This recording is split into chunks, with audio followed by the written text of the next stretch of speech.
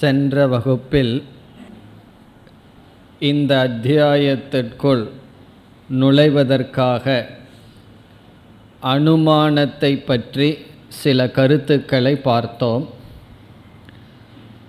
அனுமானம் என்பது எந்த இடத்தில் பிரத்யக்ஷ பிரமாணம் செயல்பட முடியாதோ அந்த இடத்தில் அறிவை அடைய பயன்படுத்தப்படும் அறிவை கொடுக்கும் ஒரு விதமான கருவி.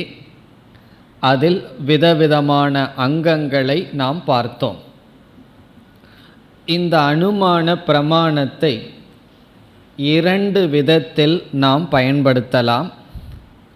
ஒன்று, சுதந்திரமாக இந்த அனுமானத்தை ஞானத்தை அடைய பயன்படுத்துதல். இதைத்தான் சுதந்திர தர்க்கம் என்று சொல்வார்கள். சுதந்திரமாக பயன்படுத்துதல் என்றால் இந்த அனுமானமே ஞானத்தை கொடுக்கும் கருவியாக மட்டும் பயன்படுத்துதல். இரண்டாவது விதத்தில் அனுமானத்தை பயன்படுத்துதல் என்பது ஏற்கனவே ஒரு பிரமாணத்தின் மூலமாக ஒரு அறிவை நாம் அடைந்து விட்டோம். அந்த அறிவை பலப்படுத்துவதற்காக தர்க்கத்தை பயன்படுத்துதல். இப்போ தர்க்கத்தை அல்லது அனுமானத்தை இரண்டிற்காக பயன்படுத்தலாம். சுதந்திரமாக அறிவை அடைய பயன்படுத்தலாம், அல்லது இனியொரு அறிவை பலப்படுத்த பயன்படுத்தலாம். நாம் இந்த பிரகரணத்தில் அனுமானத்தை எதற்கு பயன்படுத்த இருக்கின்றோம் என்றால், பிரபஞ்சம் அல்லது ஜெகத் மித்யா என்ற அறிவுக்காக பயன்படுத்த இருக்கின்றோம். இந்த அறிவை அனுமானத்தின் மூலமாக புதிதாக அடைகின்றோமா என்றால், ஏற்கனவே பிரபஞ்சோபசமம் என்ற வாக்கியத்தின் மூலமாக அடையப்பட்டதுதான். சாஸ்திரத்தின் மூலமாக பிரபஞ்சம் மித்யா என்று எந்த ஒரு அறிவு அடையப்பட்டதோ அந்த அறிவை பலப்படுத்துவதற்காகத்தான் இனிமேல் நாம் தர்க்கத்தை பார்க்க போகின்றோம்.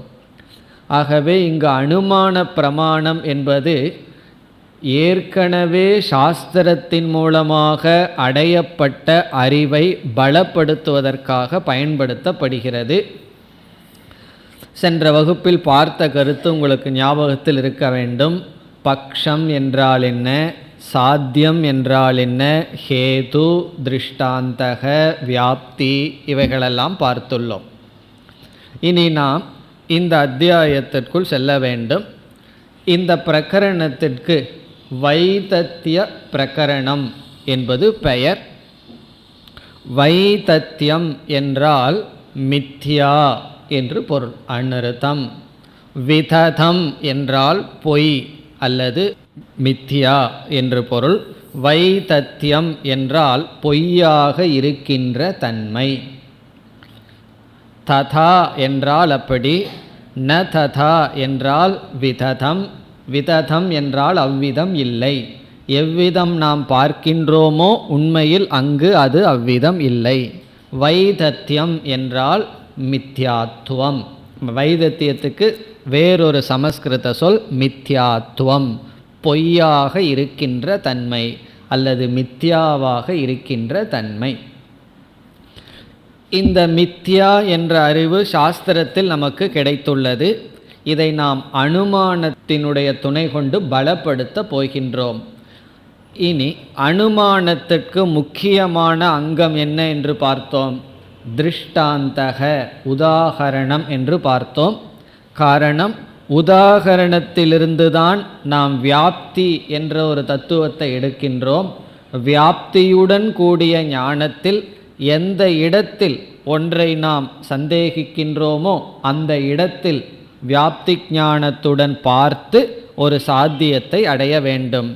ஆகவே இப்பொழுது நாம் மித்யாவுக்கு உதாரணமாக எடுத்துக்கொள்ள இருப்பது சொப்ன பிரபஞ்சம். சொப்னக நம்முடைய கனவு. இனி நாம் முதல் பகுதிக்கு செல்கின்றோம். இந்த அத்தியாயத்தில் முதல் 3 காரிகைகள் சொப்ன பிரபஞ்சம் மித்யா என்று நிலைநாட்டுகின்றது. ஒவ்வொரு காரிகையாக நாம் செல்லப் போவதில்லை. ஒரு பஞ்ச் ஆஃப் காரிகை எடுத்துக்குவோம். இதில் என்ன பேசப்படுகிறது என்று பார்த்து பேசப்படுகின்ற கருத்தை சிந்திக்கப் போகின்றோம். ஆகவே முதல் கருத்து, முதல் டாபிக் இந்த செகண்ட் சாப்டரில் சொப்பன மித்யாத்துவ ஸ்தாபனம். முதல் 3 காரிகைகள். சொப்பன பிரபஞ்சம் மித்யா என்று நிலைநாட்டப்படுகின்றது. அது ஏற்கனவே எனக்கு தெரியுமே என்றால் தெரிஞ்சால் சந்தோஷம்.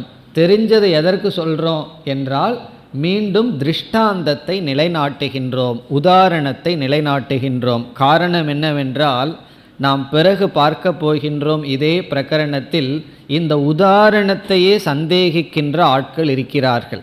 யார் சொன்னால் சொப்பனம் மித்யா என்று, அதுவும் சத்தியம்தான் என்ற சந்தேகமெல்லாம் வரப்போகின்றது. ஆகவே சொப்பனம் மித்யா என்று இங்கு நிலைநாட்டப்படுகின்றது. இனி இப்பொழுது நம்முடைய பக்ஷம் என்ன? நாம் 5 பார்த்தோம் அல்லவா? அதில் நம்முடைய பக்ஷம் என்ன என்றால் சொப்பன பிரபஞ்சம் நம்முடைய பக்ஷம். ஜாகிரத் பிரபஞ்சம் பிறகு பார்ப்போம். இந்த இடத்துல நமக்கு பக்ஷமாக இருக்கிறது சொப்பன பிரபஞ்சம். பக்ஷம்னா மறந்து போயிடுதுன்னு சொன்னால் நாம் ஒன்றும் பண்ண முடியாது. போன கிளாஸ்லாம் பார்த்துட்டோம். பக்ஷம் என்றால் எதை குறித்து நாம் அங்கு ஏதோ ஒரு சாத்தியத்தை நிச்சயம் செய்ய வேண்டும். அந்த இடத்துல ஏதோன்னு நம்ம நிர்ணயம் பண்ண வேண்டும். அந்த இடத்துக்கு தான் பக்ஷம். இப்போ நம்ம சொப்பன பிரபஞ்சத்தை பக்ஷமாக எடுத்துள்ளோம். இனி அடுத்தது சாத்தியம் என்ன என்றால் மித்யா. சொப்ன பிரபஞ்சம் பிரபஞ்சக மித்யா என்பது சாத்தியம். இனி அதற்கு என்ன சொல்லணும்? ஹேது. சும்மா மித்யான்னு சொல்லக்கூடாது, ஹேது சொல்ல வேண்டும். அது இந்த காரிகைகளில் இருக்கின்றது. ஹேது அதை நாம் பார்க்க போகின்றோம். பிறகு வியாப்தி என்ன, அதையும் நாம் பார்க்க போகின்றோம். ஹேது கிடைச்சாதான் நம்ம வியாப்தியையே பேச முடியும். கடைசியில் திருஷ்டாந்தம் என்ன, உதாகரணம் என்ன என்றால் இந்திரஜாலவது. இந்திரஜாலம் என்றால் மாயாவி ஏதாவது திடீர்னு இல்லாததை ஒன்று கிரியேட் பண்ணுவான். அது போல, இல்லாததை செய்வதை போல, அல்லது ரஜ்ஜு சர்ப்பவத்து நாம் பார்க்கின்ற பாம்பை போல. யாருமே பாம்பை சத்தியம்னு சொல்ல முடியாது. எவ்வளவுதான் புத்தி மட்டுவாக இருந்தாலும் கண்டிப்பாக பாம்பை சத்தியம்னு சொல்ல மாட்டார்கள். அதனால் அதை நாம் இங்கு திருஷ்டாந்தமாக எடுத்துக்கொள்ளலாம். இப்பொழுது நாம் சொப்பன பிரபஞ்சத்தை எடுத்துக்கொண்டு அது மித்யா என்று நிலைநாட்ட வேண்டும். அதற்கு இந்த 3 காரிகைகளில் 3 பிரமாணம் கொடுக்கப்படுகின்றது. முதல் பிரமாணம் இப்பொழுது நாம் பார்க்கின்ற அனுமான பிரமாணம், இரண்டாவது அனுபவ பிரமாணம், மூன்றாவது ஸ்ருதி பிரமாணம். இந்த 3 பிரமாணங்கள் இங்கு கொடுக்கப்பட்டு இந்த 3 பிரமாணங்களின் அடிப்படையில் சொப்பன பிரபஞ்சம் மித்யா என்று நிலைநாட்டப்படுகின்றது. இனி நாம் அனுமான பிரமாணத்திற்கு செல்கின்றோம். அதில் ஹேதுவை இப்பொழுது பார்க்க வேண்டும். காரணம் என்ன? இந்த அனுமானத்தில் மற்ற அவயவங்கள் பார்த்தாகிவிட்டது. பக்ஷம்னா என்னன்னு பார்த்துட்டோம், சாத்தியம் மித்யா என்று பார்த்து விட்டோம். இனி ஹேது என்ன என்றால் இங்கு 2 ஹேது, 2 காரணம் கொடுக்கப்படுகின்றது. சொப்பன பிரபஞ்சம் மித்யா என்பதற்கு 2 காரணம் இந்த காரிகைகளில் இருக்கின்றது. முதல் காரணம் என்னவென்றால் சொப்பனத்தில் பார்க்கப்படுகின்ற பதார்த்தங்களுக்கு போதிய இடம் கிடையாது. உச்சித தேச அபாவாத். இதுதான் முதல் ஹேத். உச்சித என்றால் தேவையான, தேச அபாவாத் இருப்பிடம் இல்லை, தேவையான இருப்பிடம் இல்லாத காரணத்தினால். இது என்ன காரணமாகவே தெரியலையே என்றால், இப்பொழுது கனவில் நாம் ஒரு யானையை பார்க்கின்றோம். அந்த யானையினுடைய அளவு நமக்கு தெரியும், ரொம்ப பெருசாக இருக்கு.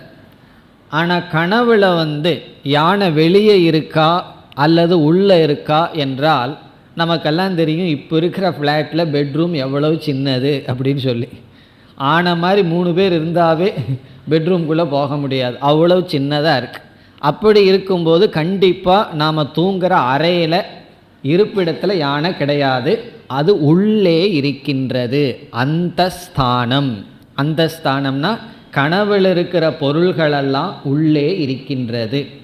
அப்போ கனவில் இருக்கிற பொருள் எங்கே இருக்குது? வெளியே இல்லை, உள்ளே இருக்குது.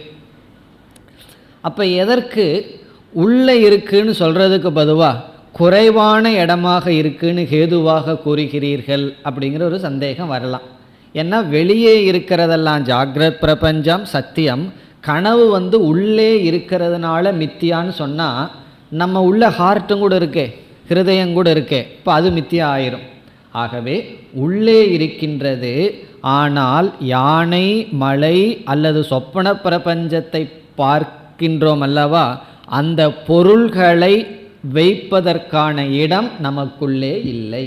இப்போ நமக்கு உள்ள போதிய இடம் இல்லை.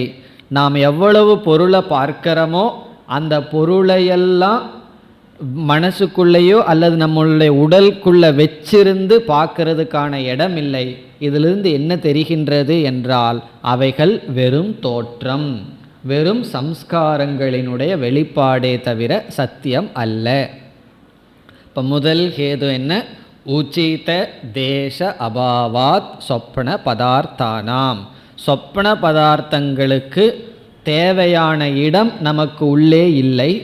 அப்படி இருக்கும் பொழுது அந்த பொருள்களெல்லாம் தெரிகிறது என்றால் அவைகள் ஜாகிரத் பொருளை போன ஸ்தூலமான பொருள்கள் அல்ல, அவைகள் வரும் எண்ணங்கள் ரூபமான விருத்தி ரூபமான கற்பனை பொருள்கள்தான். இப்போ உண்மையான பொருளாக இருந்திருந்தால் அது உள்ளே இருக்க முடியாது. ஆகவே முதல் காரணம் நம்ம என்ன சொல்கிறோம்? அந்தஸ்தானம் சம்விருதத்வேன ஹேதுனா என்று கௌடபாதர் சொல்கிறார். சம்விருதம் என்று அவர் சொல்வது குறுகிய இடம் நம்மிடம் இருக்கின்றது, மிக சிறிய இடம் இருக்கின்றது. ஆனால் நாம் பார்க்கிற உலகமோ மிக பெரிதாக இருக்கின்றது. ஆகவே சொப்பனத்தில் பார்க்கப்படுகின்ற பொருள்களெல்லாம் சத்தியமல்ல, அது வரும் எண்ணங்களினுடைய தோற்றம். பிறகு என்ன சந்தேகம் அடுத்தது வரலாம். சொப்பனத்தில் நான் ஒரு பிரபஞ்சத்தை பார்க்கிறேன் என்றால் நான் இப்போ பாம்பேவை பார்க்குறேன்னு வச்சுக்குவோமே, உள்ளே இருக்குன்னு சொன்னாத்தேன் அது போய் நான் அங்கு சென்று அதை பார்க்கின்றேனே, கத்துவா தர்ஷனம் அப்படி வச்சுக்கலாமே. இங்கேயே இருந்துட்டு பார்க்கறது, ஒரே ரூம்குள்ளே நான் இருந்துட்டு பார்க்கறதுனா தான் உள்ளே இருக்குன்னு சொல்லணும், சிறிய இடம்னு சொல்லணும். நான் வெளியே சென்று பார்க்கிறேனே என்றால் பிறகு இரண்டாவது ஹேது சொல்லப்படுகின்றது. சொப்பனத்தில் பார்க்கின்ற அம்சங்களுக்கு போதிய காலம் இல்லாத காரணத்தினால், உச்சித கால அபாவாத், அது இரண்டாவது ஹேது. உச்சித என்றால் தேவையான, கால அபாவாத் காலம் கிடையாது. இது சொப்பனத்தில் நடக்கின்ற சம்பவங்களுக்கு, சொப்பனத்தில் எத்தனையோ சம்பவங்கள் நடக்குது, அது நடக்கணும் அப்படின்னா அதற்கு தேவையான காலம் இருக்கணும். ஆனால் நம்ம அப்படி இல்லை. காரணம் என்ன? சொப்பனத்தில் நம்ம பிறக்கிறோம், திடீர்னு படித்து ஒரு பட்டத்தை வாங்குகிறோம், எதோ பண்ணிடுறோம். அதுக்கெல்லாம் காலம் இருக்கான்னா விஞ்ஞானப்படி ஏதோ சில நிமிடங்கள் அல்லது சில நொடிகள் தான் நம்ம கனவு காண்றோமா, அது ஏதோ ஒரு பெரிய யுகம் அல்லது ஒரு பெரிய வாழ்க்கையே வாழ்ந்த மாதிரி தெரிகிறது. இப்போ இதிலிருந்து நாம் வெளியே சென்று பொருளை பார்க்கல, அதற்கு தேவையான காலம் இல்லை. சொப்பனத்தில் ரொம்ப காலம் இருந்த மாதிரி இருக்குது, ஆனால் உண்மையிலேயோ நாம் கண்ட கனவு மிக குறுகிய காலத்தில். இது இரண்டாவது காரணம். உச்சித தேச அபாவாத் உச்சித கால அபாவாத், தேவையான தேசம் இல்லாத காரணத்தினாலும் தேவையான காலம் இல்லாத காரணத்தினாலும் கனவில் பார்க்கப்படும் பொருள்கள் வெறும் தோற்றம், சம்ஸ்கார மாத்திரம். தத்ர வஸ்து நாஸ்தி, அங்கு பொருள்கள் இல்லை, வெறும் சம்ஸ்காரம்தான். இது அனுமான பிரமாணம். இப்போ அனுமான பிரமாணத்தில் நம்ம கொடுத்த ஹேது அந்தந்த பதார்த்தங்களுக்கு தேவையான இடம், அதை அனுபவிக்க தேவையான காலம் இல்லை, ஆனால் அவைகளை நாம் அங்கு அனுபவிக்கின்றோம். தேவையான காலம் இல்லாத சமயத்திலும் கூட நாம் அதை அனுபவிப்பதிலிருந்து அவைகள் வெறும் காட்சியே தவிர உண்மை அல்ல.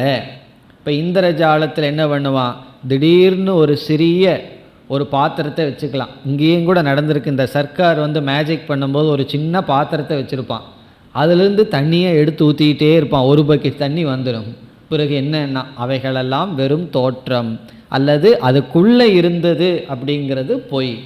அதே போல் திடீர்னு ஒரு பெரிய பொருளை உற்பத்தி செய்து விடுவான், யானையை தோற்றி வச்சிடுவான். ஒரு யானை பிறந்து அவ்வளோ தூரம் வளரணும்னா எவ்வளோ காலம் தேவைப்படும், ஆனால் ஒரு நிமிஷத்தில் அதெல்லாம் செய்து விடுவான். இதிலிருந்து அவைகள் வெறும் தோற்றம், சத்தியம் அல்ல. இது உதாரணம். அதுபோல கனவு பிரபஞ்சம். இப்போ இதோடு அனுமான பிரமாணம் முடிவடைகிறது. சொப்பன பிரபஞ்சத்தை நாம் மித்யா என்று சொல்வதற்கு காரணம், யூகித்து பார்க்கையில் தேவையான இடமும் தேவையான காலமும் இல்லை. இனி அனுமானத்துக்கே நம்ம போக வேண்டிய அவசியம் கிடையாது. காரணம் என்ன, அனுபவ பிரமாணம் இருக்கும்போது எதற்கு அனுமானத்துக்கு போகணும்? அனுபவ பிரமாணம் என்ன என்றால், நம்ம எல்லாத்துக்கும் என்ன தெரிகின்றது, கனவு கண்டு கொண்டிருக்கின்றோம், திடீர்னு நம்ம வேற ஊருக்கு போயிடுறோம். நம்ம பையனோ பிள்ளையோ எங்கோ ஊரில் ரொம்ப தூரம் தள்ளி இருக்கான், அவங்ககிட்ட போயிட்டு பேசிகிட்டு இருக்கோம், திடீர்னு விழிச்சுக்கிறோம். நாம் எங்கே எழுந்திருப்போம்? இப்போ அமெரிக்காவில் ஒரு இடத்துல இருக்கிற மாதிரி கனவு காண்றோம்னு வச்சுக்குவோமே, எழுந்திருக்கும் போது அங்கே எந்திரிக்கிற மாதிரி இருந்துட்டால் எவ்வளவு சௌகரியம். காரணம் என்ன, ஒரு விசாவும் வேண்டாம், ரொம்ப சந்தோஷம். அப்படி அதில் ஒரு கஷ்டம் இருக்குது, திடீர்னு நரகத்துக்கு போகிற மாதிரி கனவு கண்டிருப்போம். அதனால் அப்படி எந்திரிக்காது இருக்கிறது நல்லது தான். காரணம் என்னென்னா, நம்ம எழுந்தவுடன் எந்த இடத்துல இருந்தோமோ, யாராருடன் பேசிக்கொண்டிருந்தோமோ அவர்களெல்லாம் இல்லை. இந்த அனுபவ பிரமாணம் எதை சொல்கின்றது? கனவு மித்யா. இப்போ அனுபவ பிரமாணம் என்ன சொல்கின்றது? எழுந்தவுடன், கனவிலிருந்து விழித்து கொண்டவுடன் பார்த்த பதார்த்தங்கள், அந்த அனுபவங்கள் அனைத்தும் சென்று விடுகின்றது. இது அனுபவ பிரமாணம். இனி மூன்றாவது ஆகம பிரமாணம். நான் அனுபவத்தையும் நம்ப மாட்டேன், அனுமானத்தையும் நம்ப மாட்டேன்னா உபனிஷத்தே சொல்கின்றது, ந தத்ர ரதாகா ரதயோகான்னு சொல்லி பிருகதாரண்யக உபனிஷத்தில் 4:3-10 4வது சாப்டர் 3வது செக்ஷன் 10வது மந்திரத்தில், கனவுல நீ எதெல்லாம் பார்க்கிறையோ அவைகளெல்லாம் இல்லை. ந ரதாகா ந ரதயோகாகா, அங்கு ரதமும் கிடையாது, குதிரைகள் கிடையாது, பாதைகள் கிடையாது. பிறகு என்னன்னா அவைகளெல்லாம் வெறும் சம்ஸ்கார மாத்திரம் என்று உபனிஷத்தும் தெளிவாக கூறுகின்றது. இப்போ இதிலிருந்து உபனிஷத் பிரமாணம், அனுபவ பிரமாணம், அனுமான பிரமாணம், இந்த மூன்றையும் நாம் வைத்து பார்க்கையில் முதல்ல எதை நிச்சயம் பண்ணுறோம்? கனவு மித்யா, கனவு என்பது மித்யா என்று நிச்சயம் செய்கின்றோம். ரொம்ப பேர் கனவுலேயே காலத்தை ஓட்டிகிட்டு இருப்பார்கள். ஒரு கனவு வந்ததுன்னு சொன்னால் பகல் கனவு பழிக்குமா, எருமை கனவுல வந்தால் வீட்டில் யாரோ சாக போகிறாங்கோ, இப்படியெல்லாம் எத்தனையோ நம்பிக்கைகள். அதில் எந்த அளவுக்கு உண்மையோ தெரியல. நம்ம கனவை உதாரணமாக வச்சுட்டு ஜாகிரத் பிரபஞ்சம், நம்ம பார்க்குற எருமையை மித்தியான்னு சொல்ல போகிறோம். கனவுல ஒரு எருமை வந்தால் அது சத்தியம், அதனால் சில இண்டிகேஷன், இதெல்லாம் மக்கள் குழம்பிக்கொண்டு இருக்கிறார்கள். அதனால் கௌடபாதர் எப்படி ஆரம்பிக்கிறார்? முதல்ல கனவை மித்தியான்னு புரிந்து கொள்ளுங்கள். மித்தியான்னா என்ன? அனுபவத்துக்கு இருக்குது ஆனால் இல்லை, அதை மறந்துடக்கூடாது. மித்தியா மித்தியான்னு சொல்லிகிட்டு இருக்கிறோமே, வைதத்தியம் வைதத்தியம் சொல்கிறோமே, அது என்ன என்றால் அனுபவிச்சிட்ருக்கோம், ஆனால் விசாரம் பண்ணி பார்த்தா இல்லை, இல்லாததை அனுபவிக்கிறோம். அது எப்படின்னா அனுபவிக்கிறோம், அவ்வளோதான். அது எப்படின்னு எப்படி? அப்படித்தான். அப்போ கனவு மித்தியா என்று முடிவடைகின்றது. அப்போ இந்த வைதத்திய பிரகரணத்தினுடைய முதல் 3 காரிகைகள் கனவு மித்யா என்ற திருஷ்டாந்த சித்திகி. இனி அடுத்த 3 காரிகைகள் 4, 5, 6. அடுத்த 3 காரிகைகளில் ஜாக்ரத் பிரபஞ்சம் மித்யா என்று நிலைநாட்டப்படுகின்றது. இப்போ ஃபஸ்ட்டு திருஷ்டாந்தத்தை நிலைநாட்டிய பின் ஜாக்ரத் பிரபஞ்சம் மித்யா என்ற கருத்து வருகின்றது. இனி இங்கும் நாம் அனுமானத்தில் பார்த்த அவயவங்களை எல்லாம் பார்க்க வேண்டும். பக்ஷம் என்ன? நீங்கள் தான் சொல்லணும். பக்ஷம் என்ன? ஜாக்ரத் பிரபஞ்சக. இந்த ஜாக்ரத் பிரபஞ்சம் இப்பொழுது பக்ஷம் ஆகிறது. சாத்தியம் என்ன? மித்யா. சாத்தியம் மித்யா. ஜாக்ரத் பிரபஞ்சக பக்ஷம். பக்ஷம்னா என்ன? ஜாக்ரத் பிரபஞ்சத்தை குறித்து நம்ம சில கருத்தை சொல்ல போகிறோம், ஒரு சாத்தியத்தை நிலைநாட்ட போகிறோம். அந்த சாத்தியம் மித்யா. ஹேது, 2 ஹேது பார்க்க போகின்றோம். 2 ஹேது நாம் பார்க்க போகின்றோம். பிறகு வியாப்தி ஹேதுவினுடைய அடிப்படையில் வரப்போகின்றது. திருஷ்டாந்தம் சொப்னவது. இப்போ ஜாக்ரத் பிரபஞ்சக மித்யா சொப்னவது, கனவை போல. இனி நம்ம ஹேதுவை பார்க்கணும். ஹேதுவை பார்க்கறதுக்கு முன்னாடி கௌடபாதர் இனி ஒரு கருத்தை இங்கு குறிப்பிட்டிருக்கின்றார், அதையும் பார்க்கலாம். இங்கு என்ன கருத்து வருகிறது என்றால், சொப்பன பிரபஞ்சமும் மித்யா, ஜாக்ரத் பிரபஞ்சமும் மித்யா, ரெண்டுமே மித்யாவாக இருந்தால் ஏன் சொப்பன பிரபஞ்சம் ஜாக்ரத் பிரபஞ்சம்னு தனித்தனி பேர் வருகிறது? ரெண்டுமே மித்தியான்னு சொன்னால் ரெண்டையும் ஜாகிரத்துன்னு சொல்லிட்டு போகணும், இல்லை ரெண்டையும் சொப்பனம்ங்கிற பேச்சு வழக்கில் இருக்கணும். பிறகு இது சொப்பனம்னு சொல்கிறோம், இதை ஜாகிரத்துன்னு சொல்கிறோம். இந்த வேறுபாடு வருவதற்கு என்ன காரணம்? ரெண்டும் ஒரே தன்மையானதுன்னு சொன்னால் வேறுபாட்டுக்கு என்ன காரணம்? ஒரு கிளாஸில் தண்ணீர் இருக்குது, இனி ஒரு கிளாஸில் தண்ணீர் இருக்குதுன்னு சொன்னால் இது தண்ணீர் இது வாட்டர் அப்படின்னா வேறு ஏதோ அர்த்தம் இருக்குதுன்னு அர்த்தம் இல்லை. அது ஏன் அப்படியெல்லாம் வேறுபடுத்தி சொல்லணும்? இது தண்ணீர், இது வேறு, இது வாட்டர் அப்படின்னு சொன்னால் என்ன அர்த்தம்? அப்படி அர்த்தம் சொல்ல முடியாது. காரணம் என்ன? ரெண்டு தண்ணீர் தானே. அப்படி இருக்கையில் இது ஏன் ஜாகிரத், இது ஏன் சொப்பனம்னு சொல்லணும் என்ற சந்தேகத்துக்கு பதில் சொல்கிறார். மித்தியாங்கிற அடிப்படையில் ரெண்டு ஒன்றாக இருந்தாலும் சொப்பனத்துக்கும் ஜாகிரத்துக்கும் வேறுபாடு இருக்கின்றது.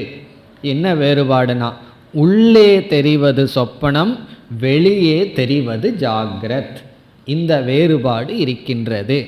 உள்ளெல்லாம் உனக்குள்ளேயே நீ பார்த்தால் அது சொப்பனம், வெளியே பார்த்தா அது ஜாகிரத் என்ற வேறுபாடு இருக்கின்றது. இந்த வேறுபாடு இருந்த போதிலும் இரண்டுக்கும் பொதுவாக இருப்பது என்ன என்றால் மித்யாத்துவம். இப்போ அண்ணன் தம்பி 2 பேர் இருந்தால் 2 பேர்த்துக்கும் ஒரே பெற்றோர்ங்கிறதுல வேறுபாடு இல்லை. ஆனால் அவங்க 2 பேர்த்துக்கு எவ்வளோ குணத்தில் வேறுபாடு இருக்குது. குணத்தை பார்த்தா ஒரே குடும்பத்தில் பிறந்தவங்களா அப்படிங்கிற சந்தேகம்தான் வரும். காரணம் என்ன? அவ்வளவு குணத்தில் வேறுபாடு. ஆனாலும் பெற்றோர்கள்ங்கிற இதில் வேறுபடுவதில்லை. அப்படி அவச்சேத பேதகன்னு இதை தர்க்கத்தில் சொல்லுவார்கள். ஒரு கோணத்தில் வேறுபாடு இல்லை, இனியொரு கோணத்தில் வேறுபாடு இருக்கின்றது. அந்த கருத்தை ஆசிரியர் கூறிவிட்டு இனி ஜாகிரத் பிரபஞ்சம் மித்யா என்பதற்கு வருகின்றார். ஜாகிரத் பிரபஞ்சம் மித்யா. ஹேது என்ன? இவர் எடுத்துக்கொண்ட முதல் ஹேது திருஷ்யத்வாத். திருஷ்யத்துவம் என்றால் பார்க்கப்படுவதனால். திருஷ்யத்துவம் என்பது முதல் ஹேது ஆகின்றது. ஆனாலும் கௌடபாதர் திருஷ்யத்துவங்கிற ஹேதுவை சொல்லவில்லை. முதல்ல என்ன சொல்கிறார்? பிரசித்தேனைவ ஹேதுனா, பிரசித்தமான ஹேதுவினால் அப்படின்னு சொல்லிடுறார். ஏன்னா இந்த அளவுக்கு ஒரு ஸ்டூடெண்ட்டு படித்து வர்றாங்கன்னா சிலதெல்லாம் கௌடபாதர் எதிர்பார்க்கிறார். காரணம் என்ன? சிலதெல்லாம் உங்களுக்கு ஏற்கனவே தெரிஞ்சிருக்கும். அது என்னன்னா அந்த பிரசித்தமான ஹேதுவினால் அப்படின்னு சொல்லிவிட்டுறார். பிரசித்தமான ஹேது என்ன? திருஷ்யத்துவம், பார்க்கப்படுதல். அப்போ என்ன முடிவுக்கு வர்றோம்? இங்கெல்லாம் நம்ம வியாப்தியெல்லாம் போட்டு பார்ப்போம். ஜாகிரத் பிரபஞ்சக மித்யா திருஷ்யத்வாத், பார்க்கப்படுவதனால். இனி வியாப்தி என்ன? ஹேதுவை சொல்லிட்டு சாத்தியத்தையும் அறிமுகப்படுத்தி விட்டால் நம்மளே வியாப்தி எழுதணும். எப்படி? எத்திர எத்திர திருஷ்யத்துவம் தத்திர தத்திர மித்யாத்துவம். எங்கெல்லாம் பார்க்கப்படுதல் என்ற தன்மை இருக்கின்றதோ அந்த இடத்தில் மித்யாவாக இருக்கின்ற தன்மையும் இருக்கின்றது. எதெல்லாம் பார்க்கப்படுகின்றதோ அது மித்யா. இப்போ எத்திர எத்திர திருஷ்யத்துவம், எங்கெல்லாம் பார்க்கப்படுதல் என்ற தன்மை இருக்கின்றதோ தத்திர தத்திர மித்யாத்துவம், அங்கெல்லாம் மித்யாவாக இருக்கின்ற தன்மையும் இருக்கின்றது. ஆனால் நான் எல்லா இடத்துலையும் பார்த்துட்டு தான் இருக்கேன், எல்லாத்தையும் பார்த்துட்டு தான் இருக்கேன், ஆனால் எனக்கு மித்யாங்கிற புத்தி வரலையே. அதுக்கு நம்ம என்ன பண்ணுறது? பார்த்துட்டு தான் இருக்கோம். அனுபவம் இருக்கிறதுனாலேயே அறிவு வரணுங்கிற அவசியம் கிடையாது. இந்த வியாப்தி ஞானம் நமக்கு தேவை. பிறகு இந்த திருஷ்யத்துவம் அப்படிங்கிறதுல என்ன க்ளூ இருக்குன்னு சொன்னால், எது காரியம் தது திருஷ்யம். எது காரியமாக இருக்கோ அதுதான் தெளிவாக இருக்கும், திருஷ்யமாக இருக்கும். காரணம் அவ்யக்தமாக இருக்கும். எப்படின்னு சொன்னால், மரம் இருக்குது, அது எதிலிருந்து வந்திருக்கு? விதையிலிருந்து வந்திருக்கு. இப்போ விதையில் மரம் எப்படி இருக்குது? அவ்யக்தமாக வெளித்தோற்றத்திற்கு வராமல் இருக்கின்றது. அதனால் விதையை நம்ம பார்த்தோம்னா காரணத்துவம் கண்ணுக்கு தெரியாமல் இருக்கும். ஆனால் அதே இது காரியமாக மரமாக மாறிவிட்டால் அந்த மரம் எப்படி இருக்கும்? காரியங்கிறதே ஆவிர்பாவம், மேனிஃபெஸ்டேஷன் தான் காரியம், வெளிப்படுதல். வெளிப்படுதல்னா இந்திரிய கோச்சரமாக இருத்தல். அப்போ இந்திரியங்களுக்கெல்லாம் விஷயமாக மரம் தெரிகின்றது. ஆகவே பொதுவாக காரியம் திருஷ்யம், காரணம் அதிருஷ்யம். காரணம் நம்ம கண்ணுக்கு தெரியாது, காரியம் நமக்கு தெரியும். பிறகு இனியொரு கோணத்தில் பார்த்தோம்னா காரணம் சத்தியம், காரியம் மித்யா. காரியங்கிறது காரணத்தோட ஒரு நாம ரூபத்தை சேர்த்துவது தான். காரணம் களிமண் அல்லது தங்கம், அதோட விதவிதமான நாம ரூபத்தை சேர்த்துனுடனே விதவிதமான நகைகள் ஆகின்றது. ஆகவே காரியம் மித்யாங்கிறத கொஞ்சம் சுலபமாக புரிஞ்சுக்கலாம். திருஷ்யம் மித்யாங்கிறத கொஞ்சம் புரிஞ்சுக்கிறதுக்கு கஷ்டம். காரணம் என்னென்னா, நான் தான் பார்த்துட்டே இருக்கிறேனே, மித்யாவாக தெரியலையே என்று தோன்றும். எதெல்லாம் திருஷ்யமோ அது வெக்தமாக வெளிப்பட்டது, எதெல்லாம் வெளிப்பட்டிருக்கின்றதோ அது நாம ரூபங்களுடன் கூடியது. ஆகவே எது திருஷ்யம் தது மித்யா. ரஜ்ஜு சர்ப்பவத்து, நாம் பார்க்கின்ற பாம்பை போல. இப்போ இது முதல் அனுமானம் அல்லது முதல் ஹேது. ஹேது மாறும் பொழுது அனுமானத்தில் இருக்கின்ற வியாப்தியும் மாறிக்கொண்டே வரும். இனி ஜாகிரத் பிரபஞ்சம் மித்யா என்பதற்கு கௌடபாதர் கொடுக்கின்ற இரண்டாவது முக்கியமான அனுமானம். அதில் என்ன சொல்கிறார்? இந்த கருத்து ஆறாவது காரிகையில் வருகின்றது. அது ரொம்ப முக்கியம். முதல் வரி, ஆதௌ அந்தேச்ச என் நாஸ்தி வர்த்தமானே அபி தத்ததா. இப்போ இதில் தான் ரெண்டாவது ஹேதுவை கொடுக்கின்றார். ரெண்டாவது காரணம் என்னவென்றால், நம்ம சுருக்கமாக புரிஞ்சுக்கிறதுக்காக அனித்தியத்துவம். அனித்தியத்துவங்கிறது ரெண்டாவது ஹேது, அனித்தியத்வாத். ஆனால் கௌடபாதர் இந்த அனித்தியத்துவத்தை வேற மொழியில் நமக்கு கொடுக்கின்றார். எப்படி சொல்கிறார் என்றால், எது ஆதியிலும் அந்தத்திலும் இல்லையோ அது இப்பொழுதும் இல்லை. ஆதௌ அந்தேச்ச எது நாஸ்தி.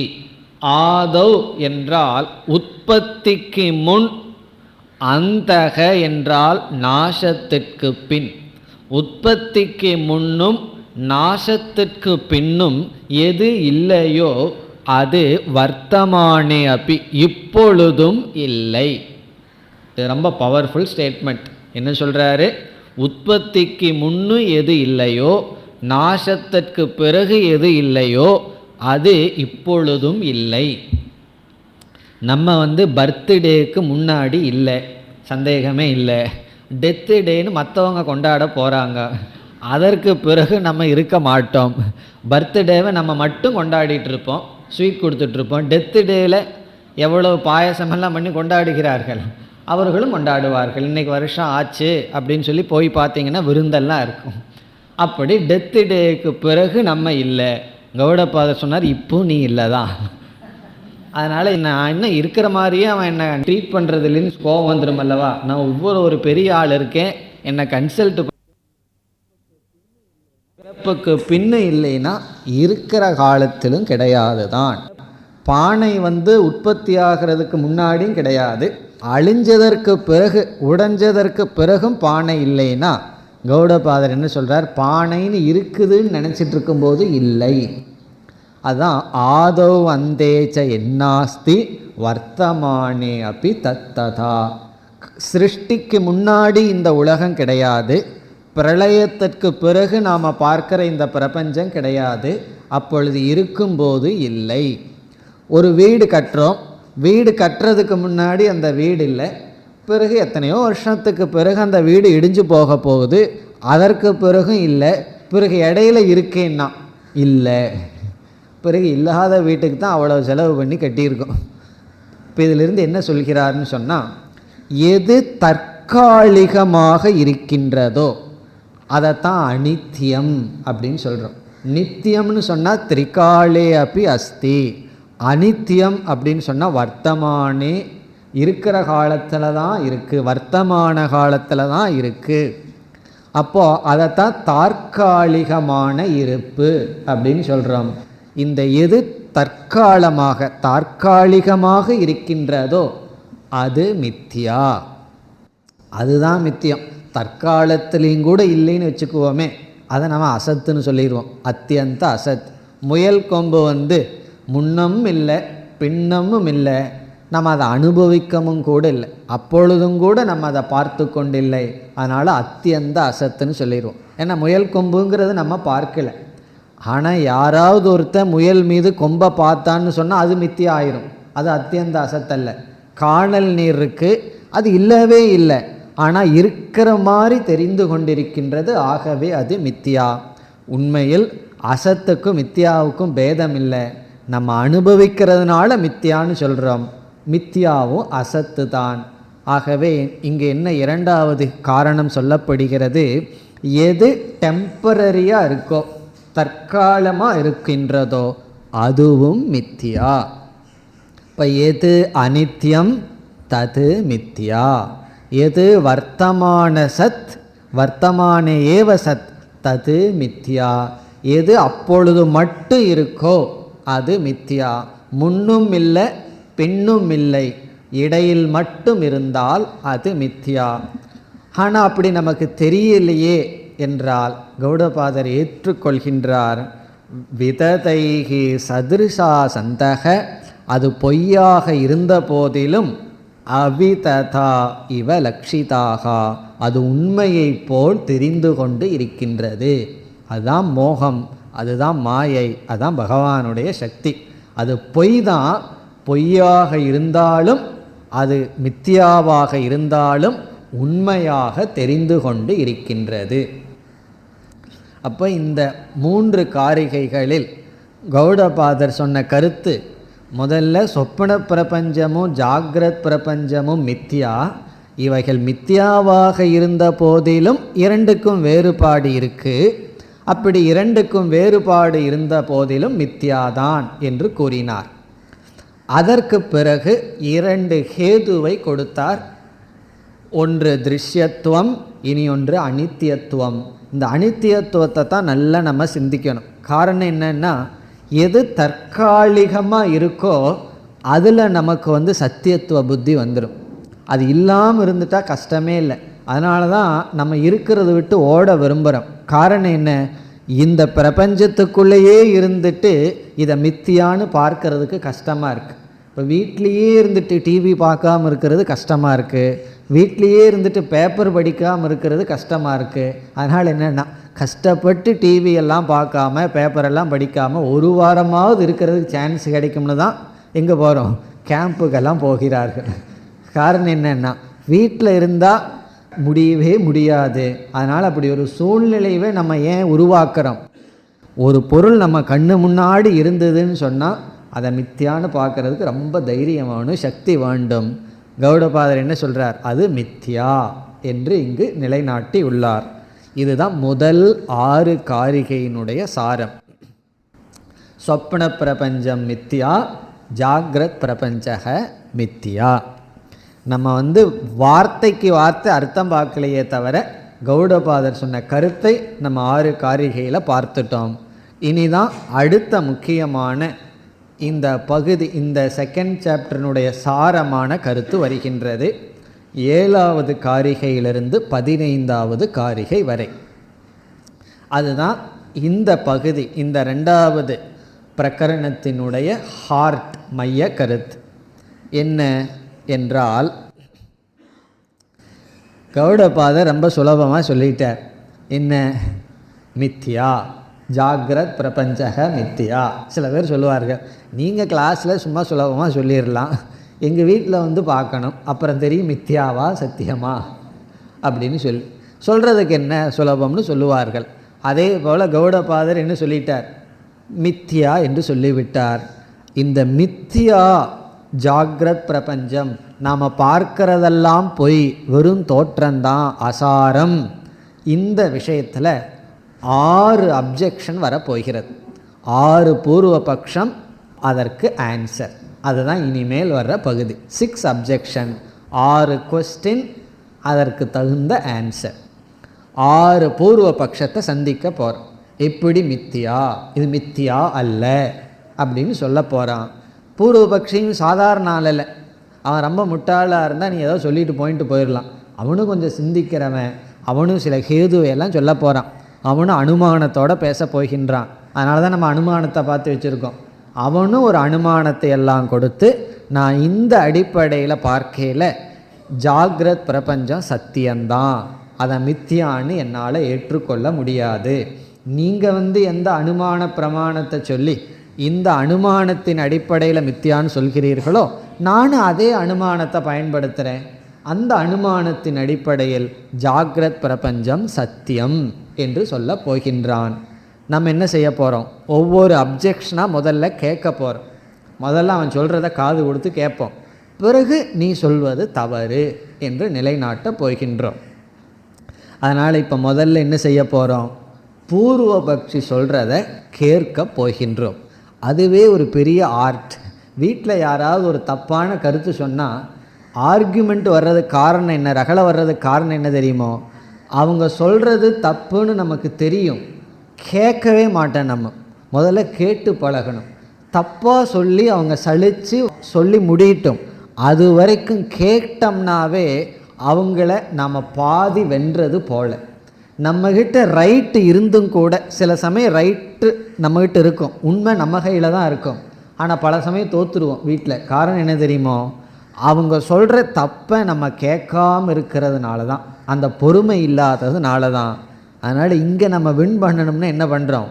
பூர்வபக்ஷியை பொறுமையாக கேட்போம். அதுக்கு பொறுமை வேணும். நல்ல விஷயத்தை கேட்குறதுக்கு பொறுமை வேணும்.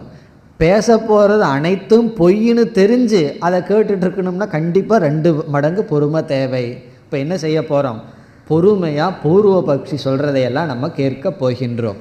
கேட்டதற்கு பிறகு திடீர்னு நம்ம கட்சி மறுநாள் மாறிடுவோம். அதை கேட்டோம்னா பூர்வபக்ஷி சொல்கிறது சரியாக தானே இருக்குங்கிற அளவு நம்ம கேட்க போகிறோம்.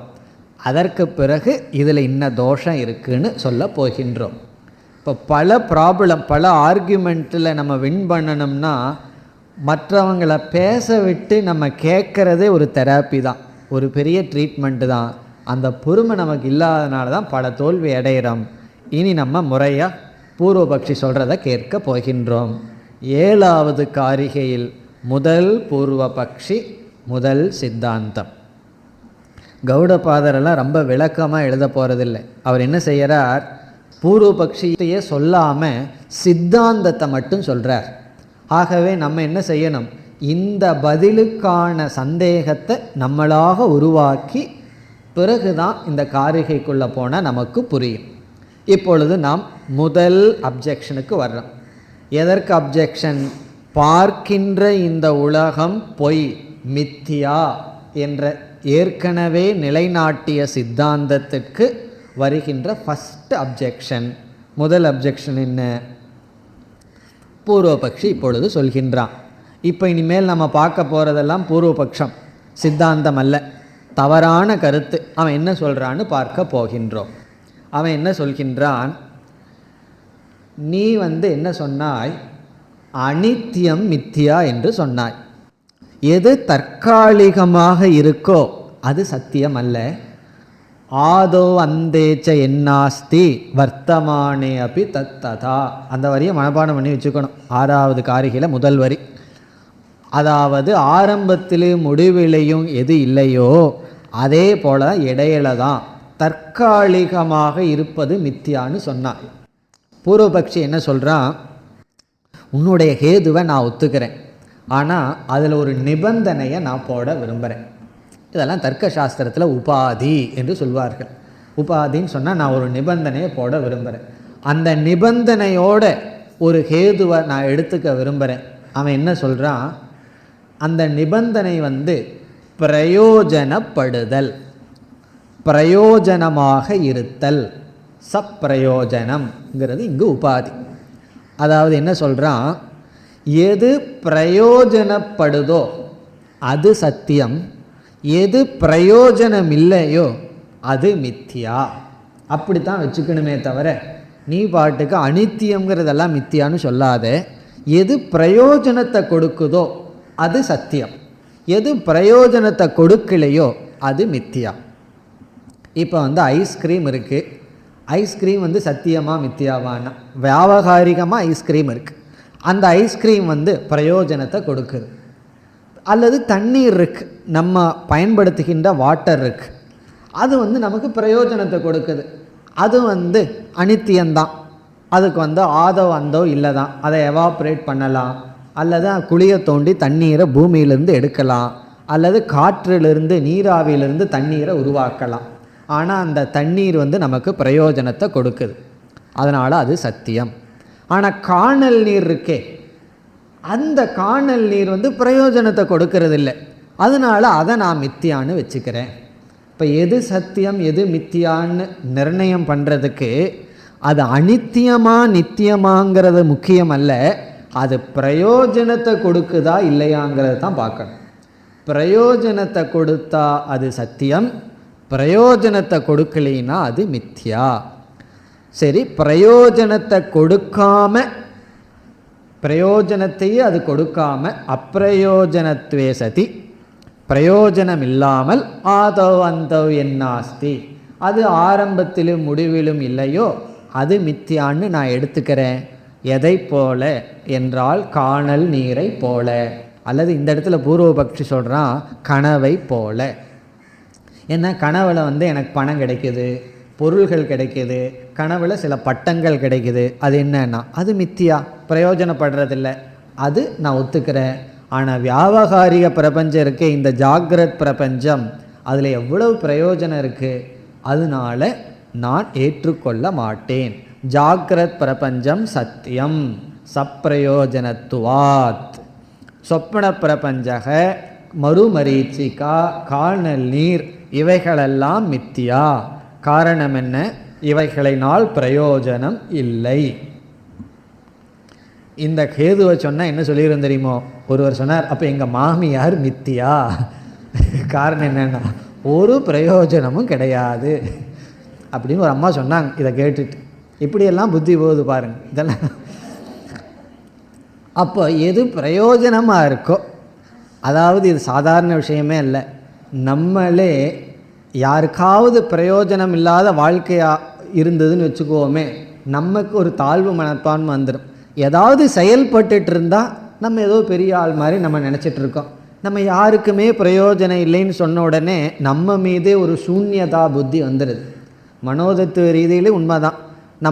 நம்ம ஒரு காரியம் செய்ய முடியலன்னு வச்சுக்கோமே, நம்ம ஒன்றுமே இல்லை, சூன்யம், சும்மா இருக்குன்னு நம்ம மீது தாழ்வு மனப்பான்மை. ஏதாவது ஒரு ஆக்டிவிட்டி நம்மளால் ஒரு பிரயோஜனம் வந்துட்டு இருந்ததுன்னா நமக்கு ஒரு கான்ஃபிடென்ஸ் இருக்குது, எல்லாத்தையும் சாதிக்க முடியுங்கிற எண்ணம் இருக்குது.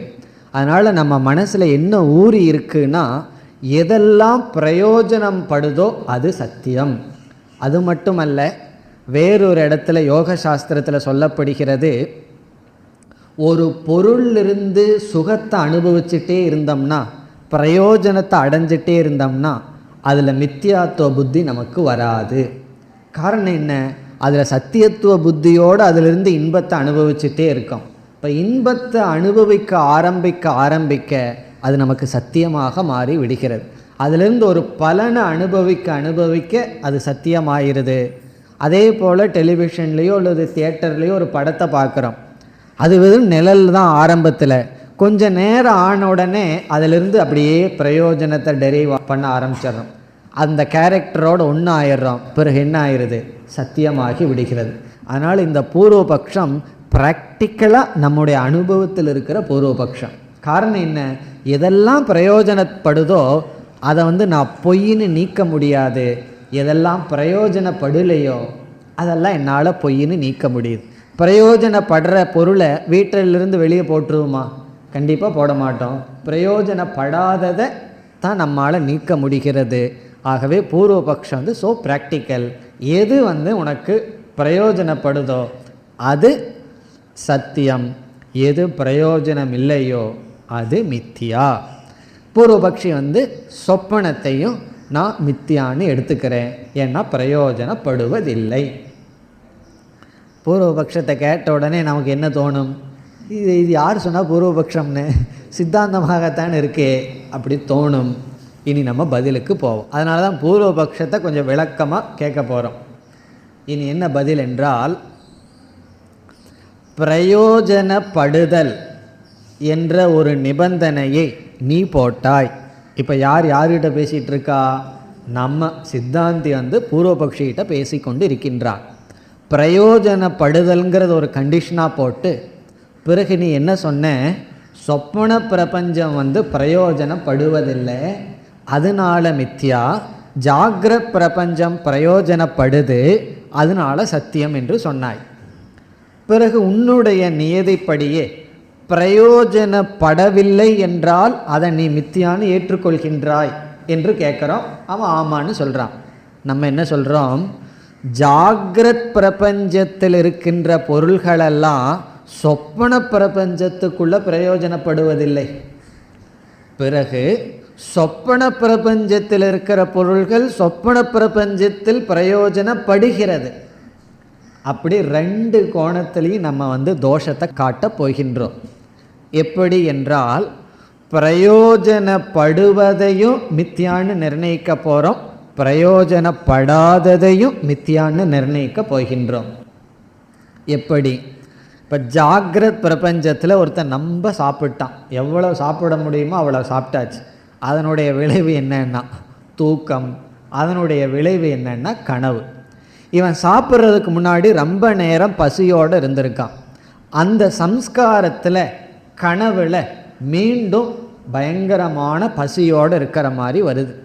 இப்பொழுது ஜாகிரத் பிரபஞ்சத்தில் சாப்பிட்ட உணவானது சொப்பன பிரபஞ்சத்தில் பயன்பட்டிருக்கா என்றால் பயன்படவில்லை. ஆகவே ஜாகிரத் பிரபஞ்சத்தில் பயன்படுதல் என்ற தன்மையானது இல்லை. ஜாகிரத் பிரபஞ்சத்தினுடைய உணவு சொப்பன பிரபஞ்சத்தில் பயன்படவில்லை. ஆகவே சொப்பன பிரபஞ்சத்தில் பயன்படாத தன்மை இருக்கிறது என்று சொன்னாய். நான் கூறுகின்றேன் அதே தன்மை ஜாகிரத் பிரபஞ்சத்திலும் இருக்கின்றது. பிறகு பூர்வபக்ஷி சொல்லலாம், ஜாகிரத் பிரபஞ்சத்தில் இருக்கிற பதார்த்தம் சொப்பனத்தில் பயன்பட வேண்டாம், ஆனால் ஜாகிரத்தில் பயன்படுதே. நம்ம என்ன பதில் சொல்லுவோம்? அப்படி என்றால் சொப்பன பிரபஞ்சத்தில் பதார்த்தம் பயன்படவில்லைன்னு நீ சொன்னாய், அதனால தான் அதை மித்தியான்னு நீ ஏற்றுட்ட. சொப்பன பிரபஞ்சத்தில் இருக்கிற பதார்த்தம் ஜாகிரத்தில் பயன்படாட்டியும் கூட சொப்பன பிரபஞ்சத்தில் இருக்கிற பதார்த்தம் சொப்பனத்தில் பயன்படுகிறதே என்பது நம்முடைய பதில். எல்லாம் வீட்டில் போய் கொஞ்சம் சிந்திக்கணும், கனவு காணாமல். அப்படி இப்போ பூர்வபக்ஷி என்ன சொல்லியிருக்கான்? பயன்படாமல் இருத்தல் என்பது மித்தியாத்துவத்தை நிர்ணயிக்க ஒரு நிபந்தனை. அந்த நிபந்தனை நீ சொல்ல முடியாது. காரணம், ஜாகிரத் பிரபஞ்சத்திலும் பயன்படாமல் இருத்தல் என்பது இருக்கின்றது. அதுதான் நீ ஜாகிரத் பிரபஞ்சம் பயன்படுகிறதுன்னு சொன்னேன், நான் சொல்கிறேன் பயன்படவில்லை. எங்கே பயன்படவில்லைனா சொப்பனத்தில் பயன்படலை, கனவுல கஷ்டப்பட்டு பசியோடு இருக்கும் பயன்படவில்லை, அல்லது கனவுல நம்ம ஏழையாக கற்பனை பண்ணுறோம், ஜாகிரத் பிரபஞ்சத்தில் வசதியானவனாக இருக்கோம், அல்லது எப்படி வேணாலும் மாறி கற்பனை பண்ணுறோம். இப்போ இங்கே இருக்கிறதெல்லாம் சொப்பன பிரபஞ்சத்தில் பயன்படுவதில்லை. இப்படி சொன்ன உடனே பூர்வபக்ஷி என்ன சொல்லலாம், நான் அந்தந்த அவஸ்தையில் பயன்படுறதை பற்றி சொன்னேன்னு சொல்லிவிட்டால் பிறகு நம்ம என்ன சொல்லுவோம், ஒன்றா நீ சொப்பனத்தையும் சத்தியம்னு சொல்லு. காரணம் என்ன, சொப்பனத்தில் இருக்கிற உணவு சொப்பனத்தில் பயன்படுகிறதே. ஆகவே அந்தந்த அவஸ்தையில் தான் பயன்படுதல்னு நீ சொன்னால் சொப்பனமும் சத்தியமாகும், ஜாகிரதும் சத்தியமாகும். ஆனால் நீ சொப்பனத்தை மித்தியான்னு ஒத்துட்ட. ஆகவே அந்த அவஸ்தையில் பயன்பட்ட போதிலும் பயன்படாதல் என்ற தன்மை இருக்கின்ற காரணத்தினால் ஜாகிரத் பிரபஞ்சம் மித்யா. அப்போ நம்ம என்ன சொல்கிறோம், நீ கொடுத்த நிபந்தனை அல்ல. அவன் என்ன சொன்னான், நீ ஒரு நிபந்தனையை சொன்ன, அந்த நிபந்தனையாக இல்லை. காரணம் என்ன, அந்த நிபந்தனை வெபிச்சரதி அப்படின்னு சொல்லப்படுது. அந்த நிபந்தனையாக இல்லை. இந்த நிபந்தனையை எப்படி புரிஞ்சுக்கணும்னு சொன்னால், எப்பெல்லாம் வேதாந்தம் கேட்குறோமோ அப்பெல்லாம் மோட்சம்னு ஒருத்தர் சொல்கிறாருன்னு வச்சுக்குவோமே. வேதாந்தம் கேட்டால் மோட்சம் வந்துடும். நம்ம ஒரு நிபந்தனை சொல்லுவோம், அதிகாரித்துவத்துடன் கேட்டால் மோட்சம். அதுதான் நிபந்தனைங்கிறது. இப்போ நிபந்தனைன்னு சொன்னால், நீ எப்பெல்லாம் நாம் வேதாந்தம் கேட்குறனோ அப்பெல்லாம் மோட்சம்னு சொல்ல முடியாது. நான் ஒரு கண்டிஷன் போடுறேன். என்ன கண்டிஷன்னா அதிகாரித்துவம். அந்த இடத்துல நிபந்தனை சரி.